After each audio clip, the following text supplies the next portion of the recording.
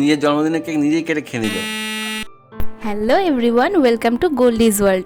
আজকের ভিডিও শুরুটা দেখে তোমরা তো বুঝতেই পেরেছো এই ভিডিওটা আমার জন্য কিন্তু খুব স্পেশাল, কারণ এটা আমার প্রি বার্থডে সেলিব্রেশন। নিজের পছন্দের 3 লেয়ার চকলেট কেকের সাথে চলে এসেছে আমার কাছে আমার birthday gift Realme 12 pro plus, আমার নতুন ফোনটা আনবক্সিং করার আগে চলো কেকটা কেটে নেওয়া যাক। এই চকলেট, কফি আর রেড ভেলভেট 3 লেয়ার কেকটা আমার সব থেকে পছন্দের, আর এটা অভি এনেছিল মিয়ামোরে থেকে।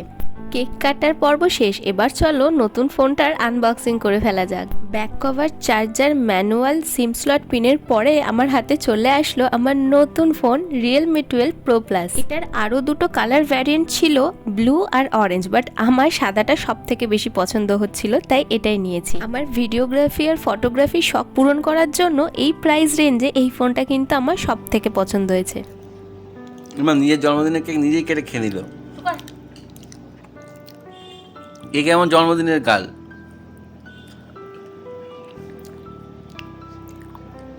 এসব সামনে রাখতো না, রাখলে কি হয়?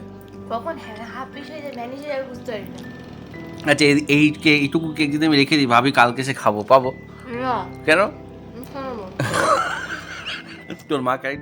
এখানে আমি নতুন ফোন দিয়ে কটা ফটো তুলে দেখছিলাম যে ফটোগুলো কেমন আসে, কারণ Realme 12 pro plus mainly camera based phone.